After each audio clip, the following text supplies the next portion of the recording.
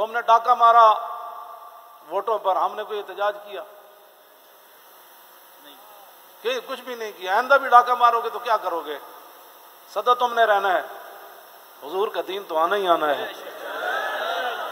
اپنی نالیکیاں تحریک لبیک کے اوپر ڈالتے ہو، اور چوکوں میں کھڑ کے آدھے گھنٹے کے لیے احتجاج کرنے سے کشمیر آزاد نہیں ہوتے۔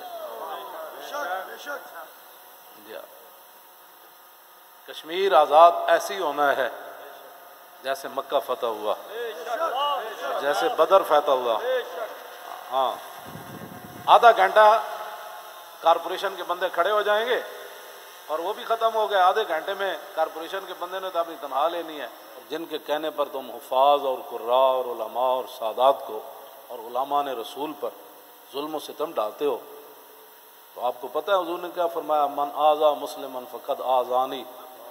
حضور نے فرمایا جس نے کسی مسلمان کو دکھ دیا اس نے تو مجھے دکھ دیا۔ اور پھر رسول اللہ کے نعرے پر تم لوگوں کو مارتے ہو۔ یہ میں بالکل کھلی بات کر رہا ہوں آپ سے، جو یہاں مخبر بیٹھے ہیں نا، جھوٹ ہی ہے۔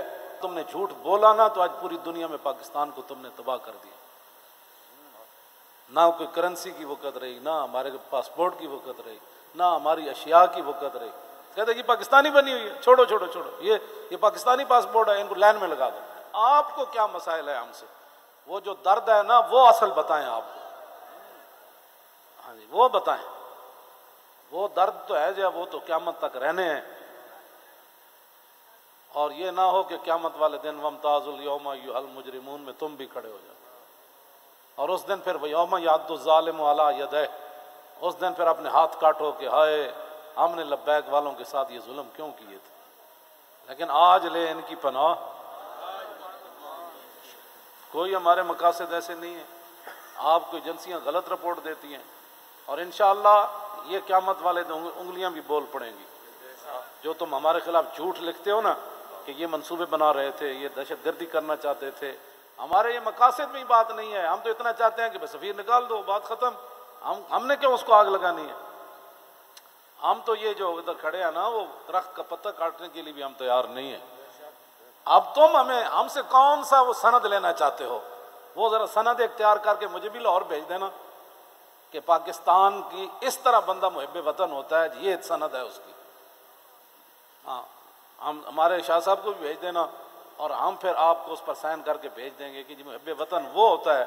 میں آگے حذف کر رہا ہوں سارے، ہاں محب وطن کون ہوتے ہیں میں حذف کر رہا ہوں ساری باتیں۔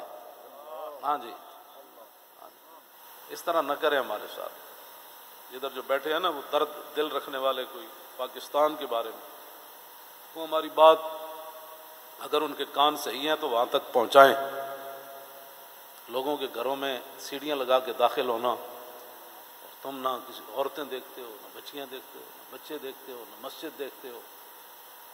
اور یہ میڈیا والے قیامت والے دن مسجدیں تو اٹھا کر رکھ دی جائیں گی، لیکن میڈیا کا سامان نہیں رکھا جائے گا، یہ ان پلڑوں میں رکھا جائے گا۔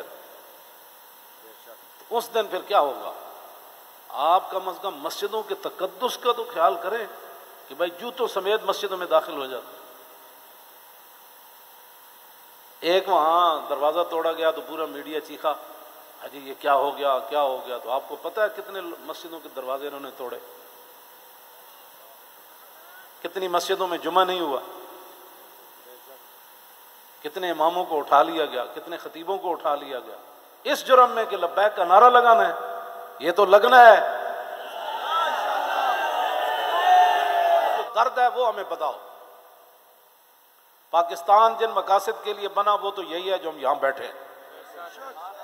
اگر اس کے علاوہ کوئی قائد اعظم محمد علی جناح اور علامہ اقبال قلندر لاہوری، لیاقت علی خان، مولانا مصطفیٰ رضا خان، مولانا حامد رضا خان،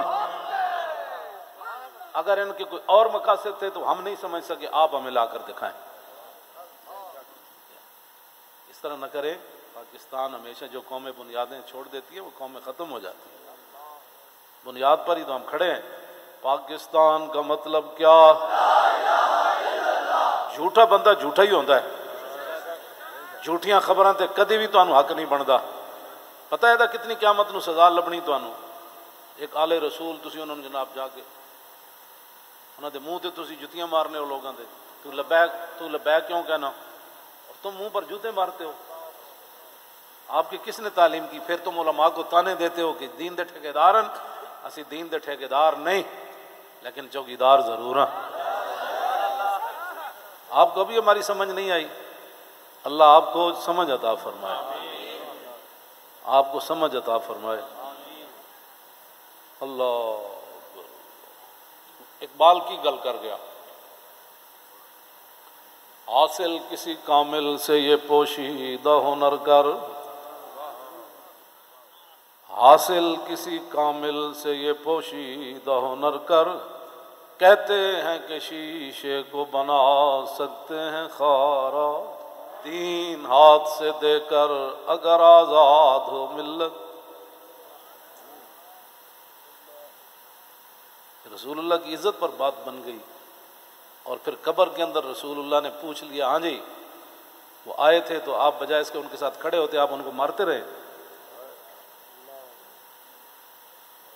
آپ ان کے خلاف پرچے کاٹتے رہے. اس طرح نہ کریں, آپ کی بڑی مہربانی ہے. ہم سے بڑا کوئی محب وطن کوئی نہیں, اور ہم سے بڑا کوئی رسول اللہ کے دین کی بات کرنے والے بڑے بڑے ہیں. میں بھی ان کے ساتھ شامل ہوں, یہ نہیں میں کہتا, بڑے بڑی دنیا موجود ہے. میں تو اب بھی نیچے بیٹھنا تھا, حضرات نے کہا نہیں اوپر بیٹھے. جو اللہ کے انعامات ہوتے ہیں نا وہ تکلیفوں کی پشت پر سوار ہو کے آتے ہیں. ہاں اے حلقہ درویشاں وہ مرد خدا کیسا, وہ جس کے گریباں میں ہنگامہ رستا خیز.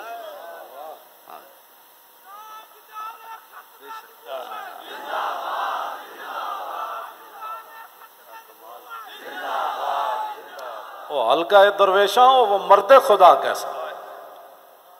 ہاں اللہ جو ذکر کی گرمی سے شمع کی طرح روشن, حلقہ درویشاں وہ مرد خدا کیسا. غیرت ہے بڑی چیز جہانے تگ و دو میں. یہ سارے یہ آپ باقی رہ گیا ہندوؤں کا مسئلہ. تو ہمیں قطب مینار بھی قطب الدین ایبک چھوڑ کر گیا دہلی میں. دہلی دی جامع مسجد بھی ساڑی ہے, آگرہ دا تاج محل بھی ساڑا ہے. بابری مسجد کا ساتھ جو تم نے کیا اس کا بدلہ تو ہم نے لینا ہے. ہاں